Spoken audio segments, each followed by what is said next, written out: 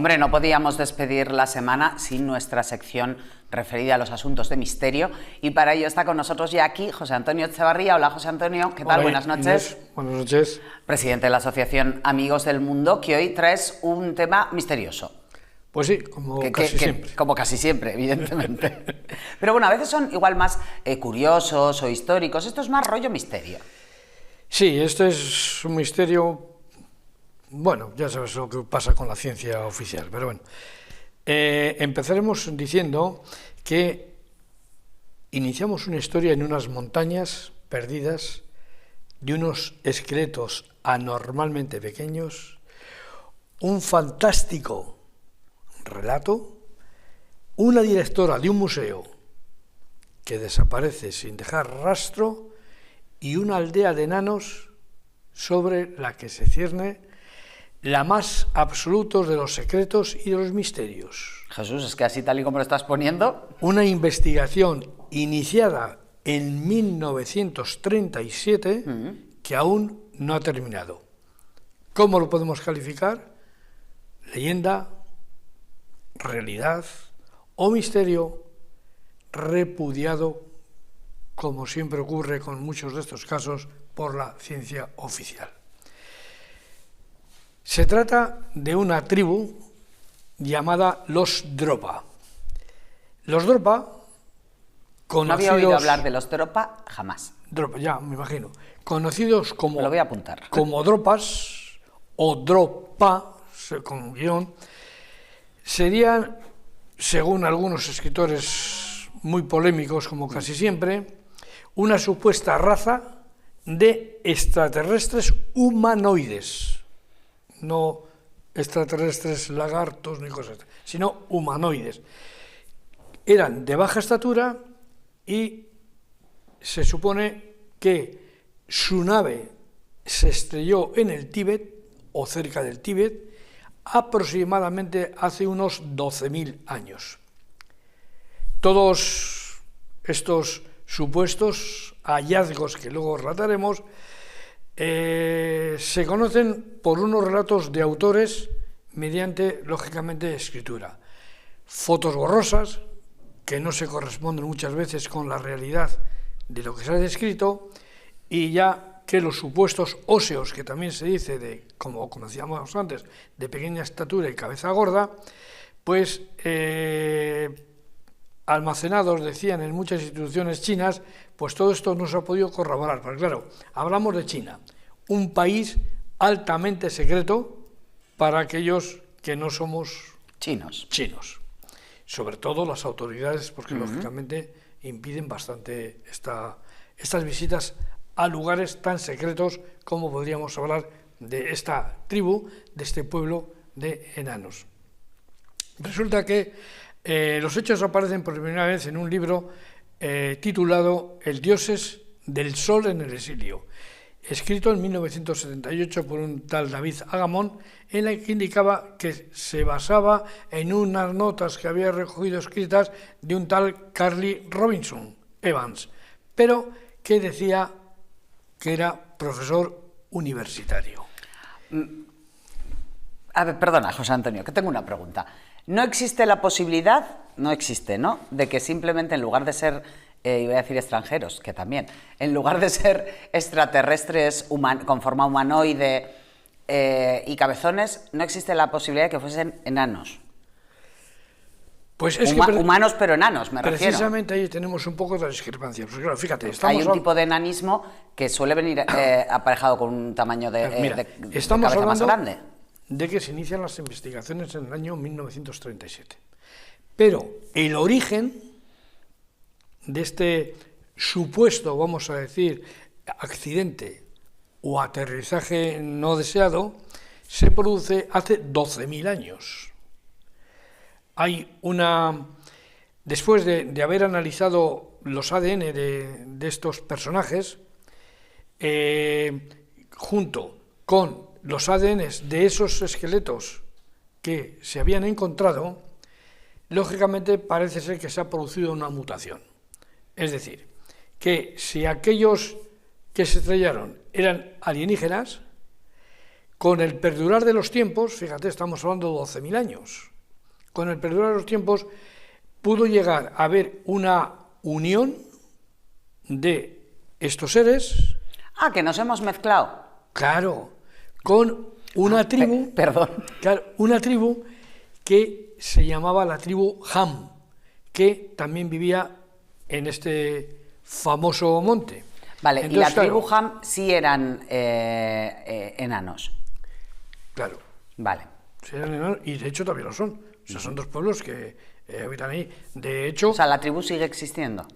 sí, los Han, de hecho, fueron hasta la decimotercera dinastía de Dalai Lama, sus, diríamos, guardaespaldas, sus protectores.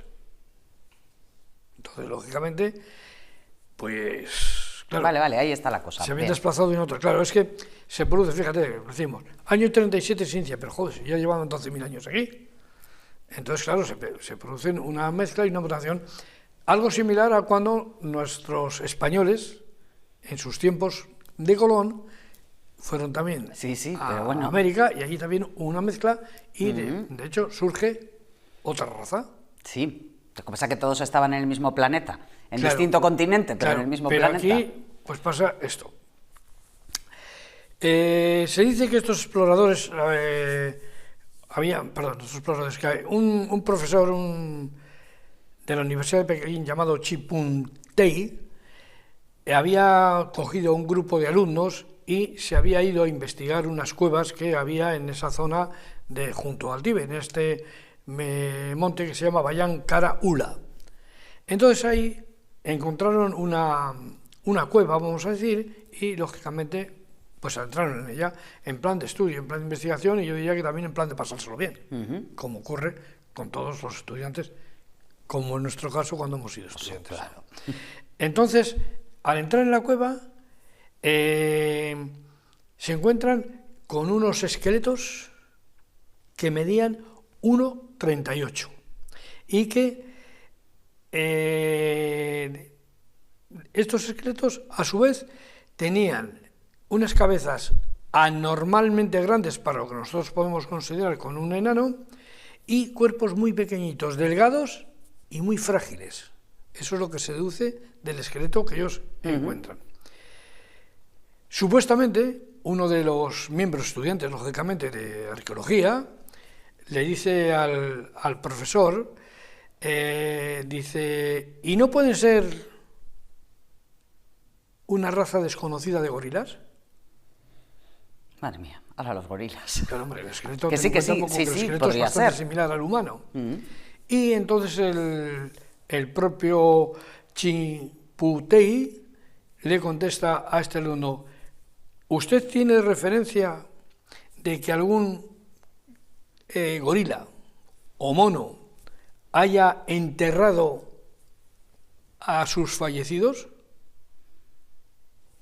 Lógicamente la respuesta es obvia.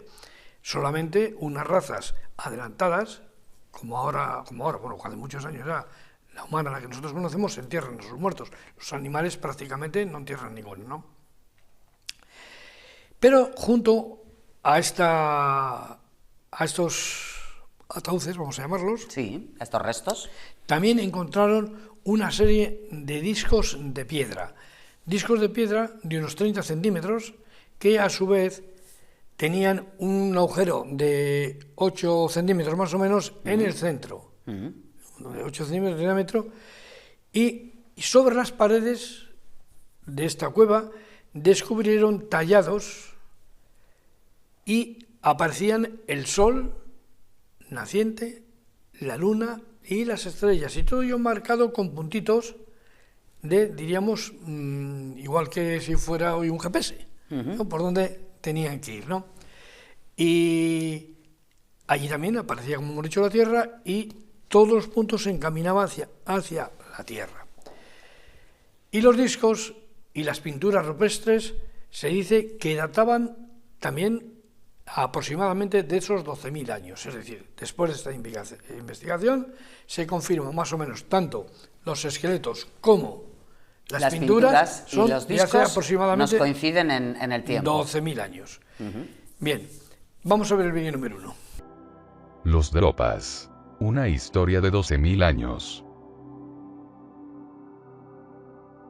Las montañas Bayam Karaula es una de las áreas más aisladas de la Tierra. La ciudad más cercana a ella es Lhasa, en el Tíbet, a una distancia de 640 kilómetros al sur, por terreno infranqueable. Actualmente está habitada por dos tribus de gente muy distinta a la gente de los pueblos de alrededor. Los autodenominados Dropa y los Han, y simplemente no encajan en ninguna categoría racial establecida por antropólogos. En primer lugar, son de pequeña estatura. La altura media de un adulto es 1,25 metros, son amarillos, sus cabezas son desproporcionadamente grandes y casi calvos, y sus ojos son grandes y azulados, pero no de aspecto oriental. Sus rasgos son prácticamente caucásicos, y sus cuerpos son sumamente delgados y delicados. El peso medio de un adulto es aproximadamente de 50 kilos. En 1938 Kiputei, profesor de arqueología de la Universidad de Beijing, conducía a algunos sus estudiantes en una expedición a una serie de cuevas que se entrelazan en las montañas de Bayam Karaula, sobre las fronteras de China y Tíbet. Estábamos comentando aquí, mientras se veía el vídeo, José Antonio, esos discos parecen platos, podrían ser platos. Sí, hombre, en algunas de las partes los autores sí lo consideran como platos. Lo que pasa es que, claro, un plato con un agujero en el centro, pues no Ya. es muy bueno para comerse una sopa. Mira, va a ser mejor la idea de nuestro compañero Miguel, que dice, habrían inventado la rueda. Pues sí, sí, en vez de sopa que ponen un poco de jamón, porque Por total, ejemplo, estaría por raro. ejemplo. Se dice, o sea, los autores dicen que cada disco de piedra se habría escrito dos surcos muy finos a su alrededor en forma de espiral y cerca del agujero central. Son unos platos similares, diríamos, a los llamados discos de Festos. Vale. Todo ello, todos estos discos, así como los esqueletos de estos seres, fueron recogidos y etiquetados todos y se enviaron a la Universidad de Pekín. Durante 20 años han estado. Todos los intentos que se hicieron de descifrar este tipo de discos, pues resultaron inútiles. Lo mismo que ocurrió cuando se empezaron a descifrar las pirámides y todos los escritos que Sí, bueno, se descubren de los cosas, pero egipcios. no se saben Claro, interpretar, ¿no? Claro. Entonces, hubo un doctor que se llamaba Sun Nui, que examinó estos discos en Pekín, alrededor del año 1958. O sea, fíjate, estamos hablando casi de una historia o un misterio reciente con relación a cuando realmente se produce, ¿no? Sun, a diferencia de otros investigadores, parece ser que sí que consiguió leer los signos que había en esas finas líneas con una potente lupa. Y sí que llevaba, decía, una serie de jeroglíficos y vamos a decirle... Tenían que ser muy palabras. pequeños. Si hablamos Hombre, de discos de 30 centímetros. Muy pequeños, claro que eran muy pequeños, precisamente por eso era la necesidad de usar la lupa, porque si no, y aún así, bueno... dice, las filas, describía, y las filas eran tan pequeñas que fue necesario una lupa enorme para verlos claramente. Cuando el doctor Sun habría descifrado estas líneas, Sí. Revelaron la historia que se había producido con los Dropa. Y no era otra que se manifestaba su origen extraterrestre. O sea, en las líneas que hay, en las que hay jeroglíficos en estos platos, lo que se cuenta es la historia del origen extraterrestre de unos seres pequeñitos y cabezones. Eso es lo que decía el profesor Sun. Vale, entonces un estudio, pero bueno, como todo, pues lógicamente tiene su discrepancia. Se decía en estas líneas, o el profesor Sun interpreta y manifiesta, que se trataba de seres lógicamente de otro planeta, que en su periplo por el espacio, pues caen, al Tíbet. chocan cerca del Tíbet, al monte este que hemos dicho, ¿no? Y cuando llegan, cuando intentan esconderse por las cuevas que había en el monte, pero casualmente en esas cuevas vivían otra tribu, que esta sí era terrestre, que también eran enanos, que se llamaban los Han. Y como he dicho antes, estos Han eran los protectores hasta el 13º Lama. Bien, entonces, ¿qué pasa? Que los Han interpretan que los Dropa, que yo por lo que creo podrían ser bastante, o interpretaron que bastante similares a ellos, pensaban que venían a atacarles y a quitarles sus cuevas. ¿Y qué hicieron? Como los otros parece ser que estaban desarmados, puesto que venían en son de paz, los persiguieron hasta que mataron a bastantes de ellos. Posteriormente ya los sobrevivientes podemos decir que son, claro, ya se juntaron, una vez que los Han entienden que efectivamente que vienen en son de paz, se juntan y es cuando yo entiendo que se produce esta unión de esta raza extraterrestre con la raza terrestre. Ya sabes que yo soy muy descreída de estas cosas de los extraterrestres, entonces, pero no cabe la opción, digo yo, que los esqueletos que se encontrasen fuesen esqueletos de Ham, de esa tribu, que son más pequeñines, que son de tamaño pequeño y ya está. Y que porque claro, este profesor ha resuelto la descripción o ha podido traducir lo que ponen esos jeroglíficos, pero bueno, está todo como un poco cogido con pinzas. Hombre, claro, lógicamente, como sí, todas pero estas investigaciones. No puede ser que más que fuesen parecidos a los Ham y se hayan mezclado, simplemente sean restos de los Ham. No, porque supuestamente cuando un profesor, sobre todo de arqueología, con un que poco prestigio... No es un cantamañanas que pasa por ahí. Claro, lógicamente yo entiendo que haría una comparativa de la tribu actual, claro, por la anterior no puede, pero esa tribu también podría haberle acercado a las tumbas de sus ancestros y, lógicamente, haber hecho, entiendo yo, algún análisis, lógicamente, entre unos y otros para poder ver, lógicamente, la situación. Ya.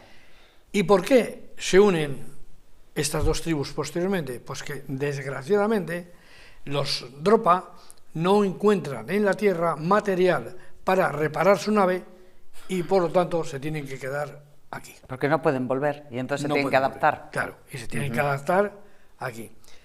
El doctor Sun, supuestamente, fíjate, se dice, porque ya aquí se empieza ya a diversificar un poco el tema, que descubrió, informó de su descubrimiento en el año 1962. Sí, y sin embargo, esto es antes de ayer, como quien dice. Sí, pero sin embargo, como siempre ocurre cuando nos topamos con lo desconocido, pues la gente se cachondeó de él. O sea, no se creyó de ninguna manera, a pesar de estas situaciones, que este hombre había encontrado, junto con sus alumnos, esos restos, diríamos, de esos seres. Y fue tan fuerte su decepción, por decirlo de alguna manera, con sus compañeros supuestamente científicos, que él emigró a Japón, porque la Academia de Pekín, a la que supuestamente también él pertenecía, nunca le habría permitido publicar o hablar de ese hallazgo. ¿Por qué? Porque, lógicamente, todo eso, como bien sabes, rompía claro, con todo lo conocido. Los entendimientos conocidos a este momento. O sea, este hombre cuenta su teoría, que son unos seres extraterrestres, que los bautiza como Dropa, que en un momento determinado se mezcla con la tribu de los Ham, que ha encontrado esos restos que no pertenecen a restos de los Ham, o que no pertenecen a la tribu de los Ham, sino que es otra especie, y se burlan de él y no le dan crédito dentro de la comunidad científica. Muy normal. Y todavía hoy, cuando hablamos de extraterrestres, hablamos de almas en pena. Yo sería de esas, Todo el mundo se cachondea, lógicamente. Creyendo hasta que, como yo suelo decir, nos toca y, ay, amigo, cuando nos toca la cosa, ya todo ello cambia. Se decía también, había unas dudas en cuanto a este profesor, Sun, que no es un nombre chino real, aunque él estaba en esa universidad. Sugieren algunos chinos, sugieren que ni siquiera hubiera existido. Fíjate hasta dónde llegamos a pesar de toda la información que ha habido. Otros aseguran que Sun Nui era un nombre japonés adaptado al chino. O sea, todo es tratar de anular. O no ha existido o chino no era. Pero la cosa es que al lunático este que hablaba de una especie extraterrestre no nos lo comemos nosotros como chinos. Efectivamente. Vamos a ver el vídeo 2. Dentro de las cuevas hallaron lugares de entierro, y en ellos unos extraños esqueletos. Estos esqueletos eran pequeños y delgados y con cráneos muy desarrollados. Al principio se pensó que las cuevas había sido el hogar de una especie hasta ahora desconocida de primate. Pero esta idea se desechó al encontrar los esqueletos enterrados. El mismo profesor Kiputei dijo: ¿Quién conoce algún primate que entierre a otro? Otros descubrimientos realizados en las cuevas excluyeron definitivamente la idea que estos restos eran de monos. Sobre las paredes había pictogramas tallados del cielo, el sol, la luna, las estrellas y la tierra, con las líneas de puntos que los conectan. Pero aún faltaba el descubrimiento más fantástico de todos. Semienterrado, debido a la suciedad de la cueva, había un disco de piedra, obviamente realizado por la mano de una criatura inteligente. El disco tenía 22,7 centímetros del diámetro y 2 centímetros de grueso. También tenía un agujero en el centro, perfectamente circular, de 2 centímetros de diámetro. De aquí surgía un surco fino en espiral hacia el exterior con caracteres escritos. Este disco ha sido datado entre 10.000 y 12.000 años de antigüedad, mucho más antiguo que las dataciones oficiales de las grandes pirámides de Egipto. Nos habíamos quedado, José Antonio, en que la sociedad científica china del momento reniega de este profesor. No, reniega, y es más, la universidad le hubiera prohibido, no llegó ni siquiera a publicarse porque no se le habría permitido, lógicamente. A ver, somos conscientes, y lo sabemos, de cuántos descubrimientos de nuestra era son debido posiblemente a, diríamos, tecnología alienígena, que nosotros desconocemos, pero los grandes gobiernos, y de hecho ahí tenemos el Área 51 de los Estados Unidos, donde se mueve mucho material. O sea, ¿tú consideras posible que de hace 4 días que no teníamos prácticamente nada y ahora teléfonos inalámbricos, el no sé qué, el dron, el otro, la televisión que no se botan ni cables? Son 4 días. ¿A qué puede ser debido? Como sociedad hemos avanzado mucho. Sí, hemos avanzado, pero es que precisamente avanzamos en tecnología, si te das cuenta. Sí. No en muchas cosas más, que es lo que más necesitaríamos. Otras cosas más. Estamos en tecnología. Pero vamos a ver, José Antonio, ¿tú qué me quieres decir? ¿Que al señor de Apple le da la tecnología y las ideas un señor de Marte? No quiero decir eso. Lo que quiero decir es que lo mismo que pasó con los con los DROPA, puede... me lo estás empeorando, que tenemos aquí extraterrestres fabricándonos los ordenadores. No, tú ten en cuenta, ¿tú recuerdas el caso Roswell? Sí. ¿Qué ocurrió? Otra nave alienígena que se estrelló ahí. ¿Qué pasó con esa tecnología? ¿Dónde está? En el Área 51. Efectivamente. Y de ahí vete a saber lo que ha podido salir. ¿Vale? Y hay mucha gente que no lo cree, lo del Área 51, ¿no? Sí, y eso que está cogido en vídeos y cogido en todo, pero ¿qué ocurre? Que los gobiernos, los grandes gobiernos, no como nuestro español que no pinta nada, y cada día menos, tienen una información muy importante y muy exhaustiva sobre tecnología que nosotros podemos desconocer. Y digo nosotros, la gente del pueblo. Sí, yo en eso sí estoy de acuerdo. ¿Vale? Entonces, hay adelantos y descubrimientos que con una pequeña ayuda nosotros luego somos capaces también de hacerlo, pero claro, esa ayuda no es que nos lo manden ellos, no, hemos tenido, entre comillas, la suerte de que se haya estrellado algún objeto de estos y hayamos podido aprovecharnos de ello. Bueno, ya sabes que yo soy muy descreída, no se ha vuelto a ver un ovni, ya sabes mi teoría, desde que hay teléfonos con cámara de fotos espectaculares. Pues sí que los hay, sí que se han visto. Que no. Ya, bueno, serán drones. Bueno, ya buscaré yo material, ya verás cómo si lo tenemos. Bueno, mira, a pesar de esta descreencia tuya, sí, yo soy como los chinos en esto. Esos investigadores científicos, que a muchos, lógicamente, pues habría que darlos reparo y mandarlos otra vez a la escuela de primaria. Resulta que en octubre del año 2007, y hablamos de otro presunto descubrimiento reciente, y aquí sí que entroncamos con lo que yo te he dicho al principio, una de las descendientes, fíjate, primero se dice que este hombre no existe, y luego se dice que una de sus descendientes, esto es real porque es del año 2007, reveló a la prensa que su tío, su abuelo, su antecesor, había dejado un esqueleto con la intención de estudiarlo en su propia casa. Bien, lógicamente se monta el revuelo correspondiente. Hombre, hizo un poco expolio este hombre. Claro, y entonces volvemos otra vez a los científicos, investigadores de campo, que esos son los auténticos, se ponen en contacto con esta chica para que les permita hacer una prueba de ADN de estos restos con otros restos que lógicamente se pueden mezclar. Y aquí es donde salta la liebre. Y dice que no solo se descubrió que no eran terrícolas, sino que se descubrió que había descendientes híbridos en un remoto pueblo de China. Por lo cual, todavía sigue la investigación. Soy una repelente, ya lo sé. Cualquier día vas a decir, pues no vengo, porque para que me digas que no a todo. Pero fíjate, no, hay que discrepar. En la naturaleza, los híbridos se dan muy poco. Quiero decir, juntar un gato y un perro no suele salir bien. Entonces, tú tienes el caballo y el burro, tenemos la mula, estéril. ¿Por qué? Porque la naturaleza hace que dos animalucos de distinta especie, eso no siga para adelante, que no haya una aberración natural. Pero, joder, con los extraterrestres sí que ha sido posible.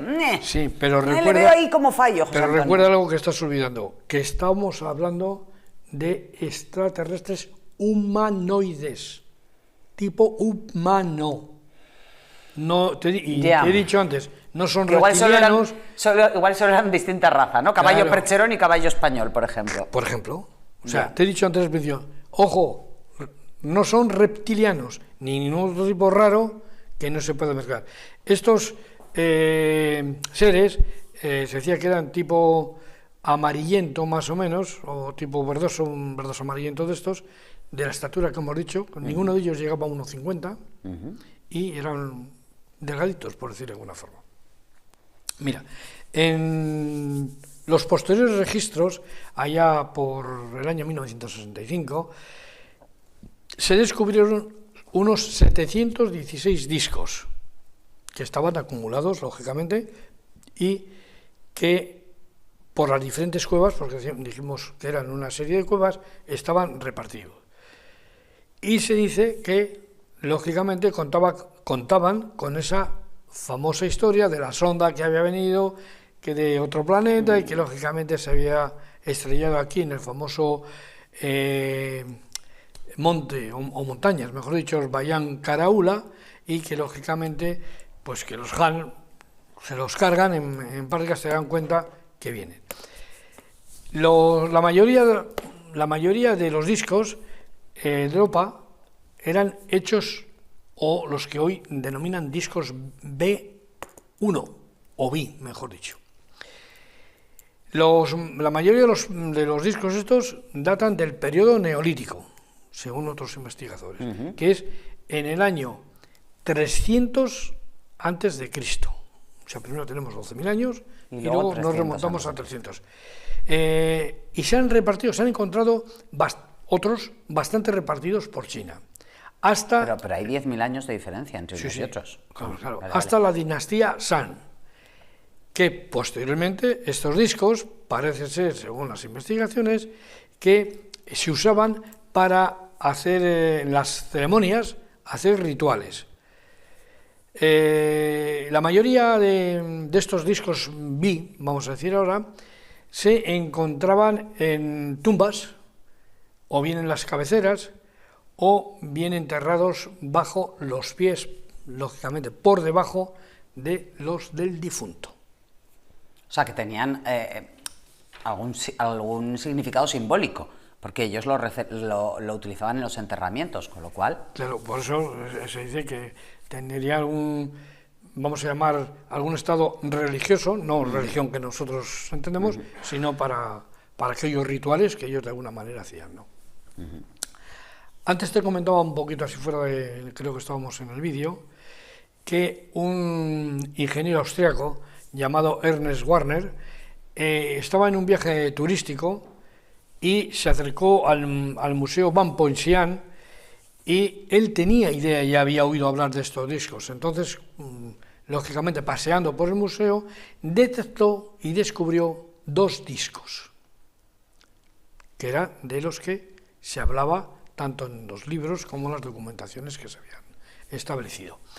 Él vio, efectivamente, esos discos, estaban expuestos, no escondidos, estaban expuestos, y dijo que vio los agujeros estos centrales, que era una forma de identificarlos, en el centro de cada disco, y vio, o intuyó, mejor dicho, más que vio, porque no tenía lupa, unos jeroglíficos en los surcos. En parte ya estaban desmenuzados, ya se conoce de tanto usarlos, ¿no? Y todo ello parecido a la espiral que habíamos dicho antes. La forma de la espiral se ha usado mucho en nuestros ancestros, incluso en pinturas que se han encontrado y en petroglifos que se han encontrado, que son dibujos hechos en la piedra. Ahí se han encontrado muchos en Canarias, he visto concretamente en Tenerife y en la isla de La Palma, vimos bastante, nos llevaron a verlos en su día, ¿no? Entonces, el Berger he dicho antes Warner, no mal, es Berger, pidió si le podían mostrar en mano, no a través de las vitrinas. Le dijeron que no. Sí. Ah, ¿se lo dejaron? Se lo dejaron, los tuvo en la mano y hizo las fotografías. Entonces, la encargada no tenía ni puñetera idea de lo que eran las piedras, y solo pudo contarle aquella historia completa de qué eran las piedras y dónde eran, y que ella entendía, pero claro, aquí ella ya se remontaba a los 300 años antes de Jesucristo, en la que decía que eran objetos de culto sin importancia. Claro, objetos de culto funerario que no tienen mayor importancia. Claro. Y el austríaco o alemán lo que piensa es que son los discos de 12.000 años atrás. Exactamente. Este ingeniero, Walger, cogió, lógicamente, como decíamos, estos discos y manifiesta que pesaban aproximadamente 1 kilo y tenían, como hemos dicho antes, 30 centímetros de diámetro. Los jeroglíficos no se apreciaban bien, lógicamente, porque de tantos años y supongo que hubieran tenido también algo de erosión. Las fotografías que hizo no se percibía porque con la luz de flash, que yo no sé ni cómo le permitieron usar un flash en un museo, pues lógicamente ya sabes, cuando tienes un flash, lo que hace es refleja la refracción de la luz, pues te hace una chapuza, ¿no? Pero unos días después, fíjate qué curiosidad, unos días después de la visita de Berger, otras personas con las que él tenía contacto fueron a visitar el museo y a intentar ver esas piedras y ver, lógicamente, si las podían tener en la mano. Pero cuando llegaron y preguntaron por la encargada del museo, a sorpresa, la señora ya no estaba. ¿Y no nos la estará colando Berger? ¿Y no ha visto nunca esos discos? No, ni han pues existido, ni están en ningún museo? No, hizo fotos, hizo fotos. Y las mandó, luego te diremos a quién lo ha mandado, luego diremos mejor. Pero es que no solamente había desaparecido ella, es que también los discos habían desaparecido. Ah, que no estaba tampoco la conserje. No, la directora. Era la directora del museo, la que le entregó, la que le enseñó y la que le permitió fotografiar. Se conoce que, lógicamente, ahí en China, pues imagina, bueno, en China hay 4 sitios. Sí, la finiquitaron, por lo que sea. Su servicio secreto lo vería, diría, pum, parte, y ya. Cuando volvieron los demás, ya a ella la habían despedido y habían desaparecido los discos.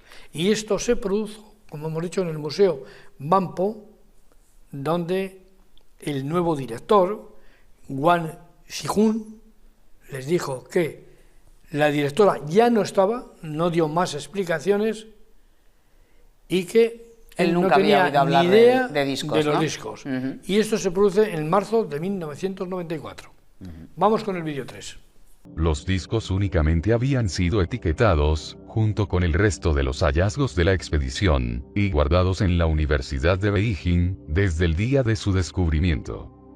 En el transcurso de esos 24 años, otros habían intentado descifrar las extrañas inscripciones de los discos, pero sin éxito alguno. Fue el profesor Tsumun Nui quien, en 1962 y al enterarse de la historia de los discos, se propuso el descifrar el significado de estos. Él y sus colegas intuyeron que los surcos espirales no eran simples dibujos, sino más bien, una escritura increíblemente antigua, grabada de algún modo desconocido y de un tamaño casi microscópico. Si esto fuera cierto, sería la escritura conocida más antigua del mundo, ya que, como se expuso anteriormente, los discos tienen una antigüedad de 8.000 a 12.000 años. El profesor, ayudado de una lupa, fue transcribiendo minuciosamente los caracteres del disco a un papel. Durante este proceso, al profesor le iban asaltando preguntas. ¿Cómo pudo un pueblo primitivo realizar unos discos tan exactos? ¿Cómo labraron una escritura casi microscópica en la piedra? ¿Quiénes eran y para qué fin realizaron estos cientos de discos? Nos habíamos quedado, José Antonio, en que al alemán ve las piedras, los discos, los puede fotografiar. Días después van unos amigos suyos, la directora del museo ya es comida para los peces, no existe, y los discos han desaparecido y el nuevo director del museo no sabe ni de lo que le hablan. No. El Werner en China resuelven las cosas muy rápidamente. Era un ingeniero austriaco. No era alemán. Y dale, me ha dado a mí por decir que es alemán. Sí, bueno, no, como hablamos los alemanes, pues a veces... Sí, no, y como les gustan mucho estas cosas antiguas a los alemanes, pues austriaco, bueno, perdón. Mira, como decíamos al principio, lógicamente están las críticas de esos científicos que no creen en nada y, lógicamente, esto pasa... Son como yo. Sí, más o menos. Que no creen en nada, pero al final terminan... no reconociendo la realidad, pero haciendo esos mohines. Bueno, ya veremos. Bueno. Entonces, estos científicos rechazaron, los críticos sobre todo, rechazaron esta historia de los Dropa, porque ellos entendían que era una mezcla, todo esto, de un engaño o de una leyenda urbana. Pero tú bien sabes que muchas de las leyendas urbanas siempre se basan en alguna realidad. Hombre, algo tiene siempre, que haber. En las leyendas hay algo de realidad y hay algo de fantástico, ¿vale? Pero siempre tienen algo de realidad. El escritor David Ritchie mencionaba que estas historias que inspiraron a un tal Gordon Trayton, que era un miembro de la Real Sociedad de Antropología y de Geografía. En la investigación, este hombre consideró que las alegaciones sobre los Dropa decía que carecían de fundamento. Claro, él no lo había investigado, por lo tanto, lo que investigan los vecinos o los enemigos científicos no nos gusta. Y detalló sus conclusiones en un artículo para una revista. Decía también que no es fácil, fíjate, después de 12.000 años, encontrar evidencias creíbles que demuestran todas estas piedras de la Dropa, que de estos enanos, que claro, si se ha encontrado eso, pues fíjate, estamos hablando de 12.000 años, pues bueno, pues saben Dios lo que ha pasado, igual se han comido las ratas o los han modificado, ¿no? Y que es muy difícil que esto existiera en el pasado. Sin embargo, de los defensores de estos relatos aseguran que es el resultado, todo ello, de una alteración social causada por la revolución cultural china. Fíjate, claro, ¿qué ocurre? Que hay una revolución y hay todas estas cosas que hay que hacerlas desaparecer. Igual que en unos tiempos, sabes que la Inquisición quemó cientos y cientos de libros porque atentaban contra las mentes de aquellos lectores avanzados. Entonces, lógicamente, ¿qué se hizo? Pues bueno, que las autoridades chinas prohibieron, lógicamente, toda esta situación. Pero que no había una seria controversia con unos datos más o menos concretos y análogos, porque lógicamente cuando tú dices no, no es simplemente decir, oye, no, esto no es así. No, yo digo no por esta razón. Bueno, pues esas partes de razón no existieron. Solamente dicen, no, yo entiendo que esto no tiene fundamento y fuera, como yo no lo he descubierto, pues adelante con ello. Ya que no lo argumentaban suficientemente bien, ¿no? Simplemente lo negaban y punto. Es lo que quería decir, sí. Bueno. Bien, hay unas, diríamos, discrepancias también, más o menos enumeradas, lógicamente, que era en cuanto al descubrimiento, decían algunos investigadores esos de lo de siempre, que no existen menciones de todo esto, de que se hayan realizado, no existían expediciones al Bayán Karaula en 1938. Eso decían, pero claro, si cuando en aquella expedición no había quedado en principio nada escrito, pero sí había descubrimientos, no es necesario que haya en principio, que yo sepa que ha tenido que haber eso. ¿Y por qué tengo que saberlo yo? Bueno, y hablamos de 1938. Claro, ¿y por qué quizá tengo todo que no saber quedaba yo? registrado ¿Por qué tengo como que ahora, saber ¿no? yo si tú has ido a unas cuevas con tus alumnos? Sí. Pues lógicamente no tengo por qué saberlo, porque yo vivo, sabe Dios dónde, ¿no? Las primeras fuentes que mencionan la historia, decíamos antes que se encuentran en el libro de Erich von Däniken, que este sí era alemán, que hizo esta recopilación en aquel libro titulado Carrozas de los dioses, o sea, en interrogación, no decía que eran carrozas, no. Carrozas de los dioses, pudiera ser, de los dioses, conocemos una carroza que fue el que se llevó a Elías al cielo, en la Biblia, ¿no? Sí, estaba pensando, ¿qué carroza hay en la Biblia? Claro. Sí. Posteriormente, bueno, pues se decía que era un ovni, todo se ha dicho de paso, pues estamos hablando de extraterrestres. Posteriormente había otras fuentes, como era el libro que se editó en 1978, que era Sound in Exile, es decir, extraterrestres en el exilio, más o menos, ¿no? Editado por David Agamón, que luego también decía que él se apoyaba en la historia de los Dropa, pero admitiendo allá por el año 1988, o sea, 10 años después, que él había cogido datos de la revista Fort Margin y que el libro era él el supuesto autor con un seudónimo. Ah, vale, ya te entiendo. Y que había escrito un tipo de novela ficción, pero ¿habría sido presionado para decir esto? Bueno, en el 88, ¿tú crees que bueno, sí, en los 80, sí, hombre, lo hay hoy. Sí. Si hoy hay, tú fíjate lo que pasa con aquellos que son opositores al Putin. Sí. Que mueren, desaparecen y luego echamos la culpa a los ucranianos, sin saber por qué, ¿no? Entonces esto pudiera ocurrir, exactamente lo mismo. También se decía que no hay ningún precedente en cuanto a ese lenguaje que pueda ser completamente desconocido, que se haya podido descifrar íntegramente. El lenguaje de los jeroglíficos que aparecían cualquier tipo de lengua no conocida normalmente y que poquito a poco pues se va descubriendo y que se va analizando para intentar entender, como pasó con los egipcios, a través de los signos y las figuras, para entender qué es lo que allí se estaba sucediendo.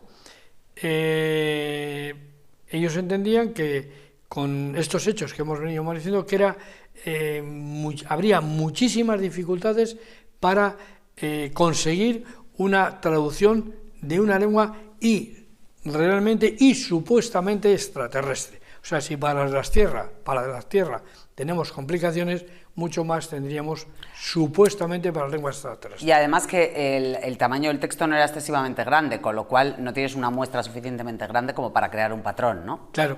Luego hay otra discusión en cuanto a los discos. Se habla de todos estos discos, las llamadas piedras de Europa, pero que actualmente, y digo actualmente conocido, solamente existen fotos panorámicas.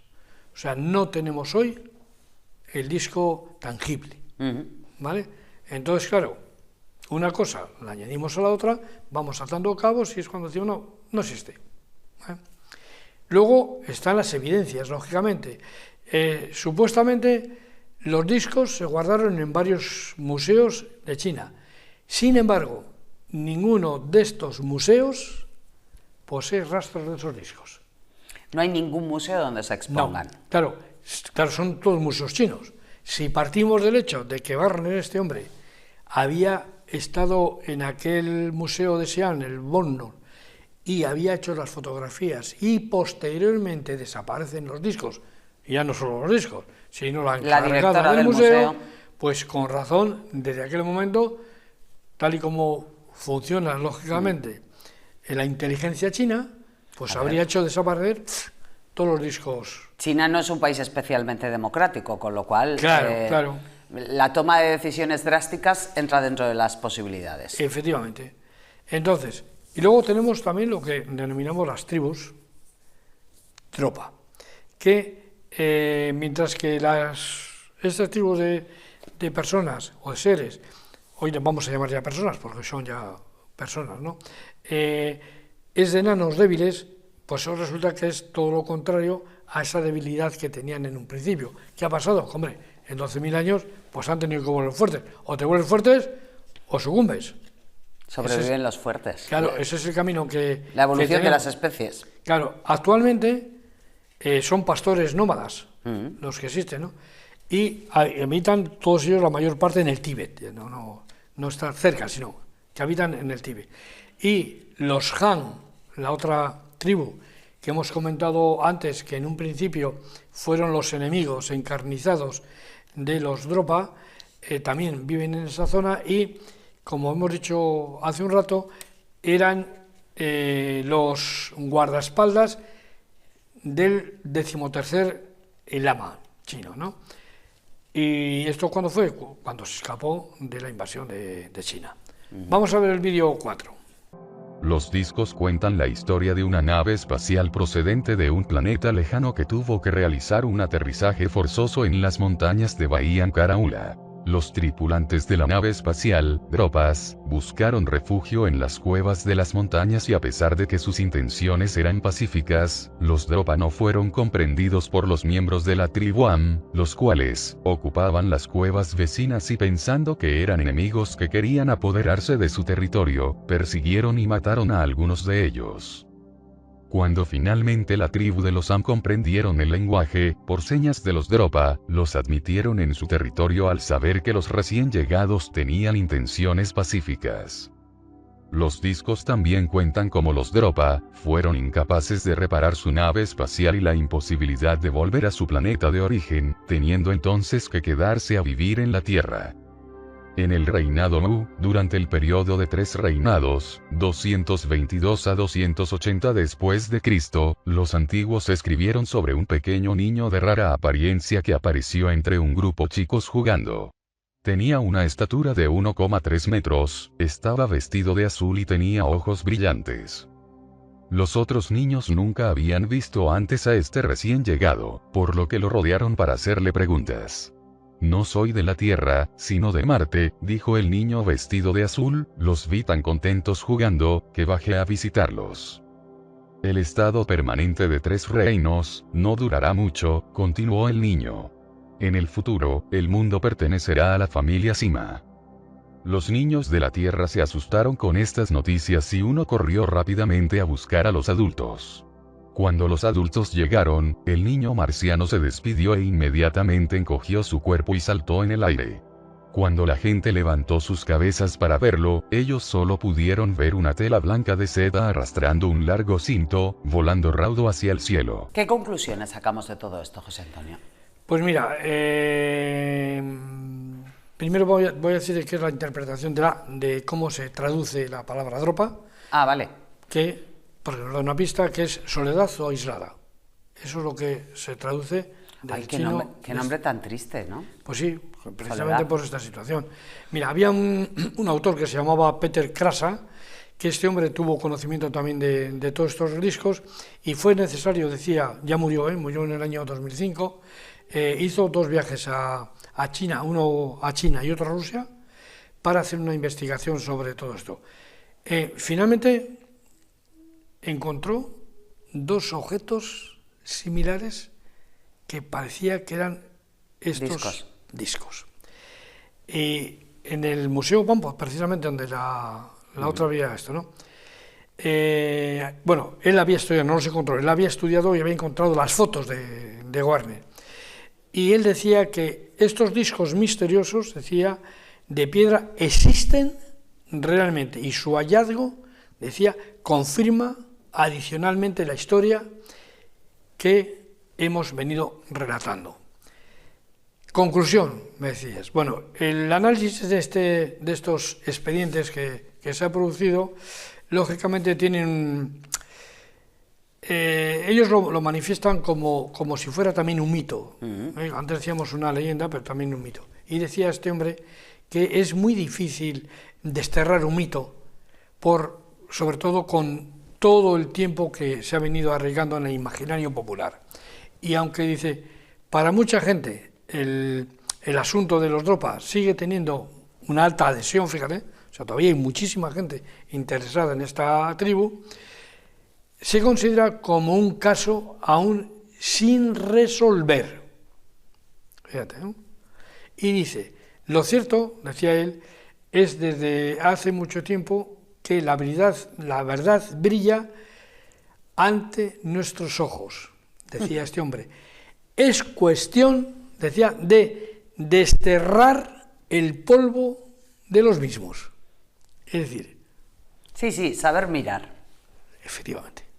O sea, no ser tan escéptico, para decir, oye, no, sino mirar, buscar, analizar detenidamente todas estas situaciones. Como hacemos con nuestra invitación a nuestros televidentes para que, como siempre, claro, pues damos esta información, que investiguen, a ver si alguno es capaz de encontrarnos estos dropas, lógicamente. Oye, cada uno que se forme en casa su propia opinión. Claro.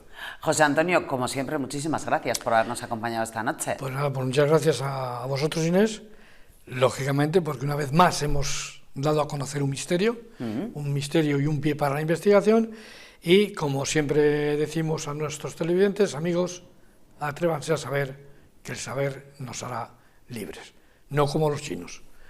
Buenas noches y hasta el próximo programa. Buenas noches, José Antonio. Felices fiestas, por cierto. Hacemos una pausa, ahora enseguida continuamos. Hasta ahora.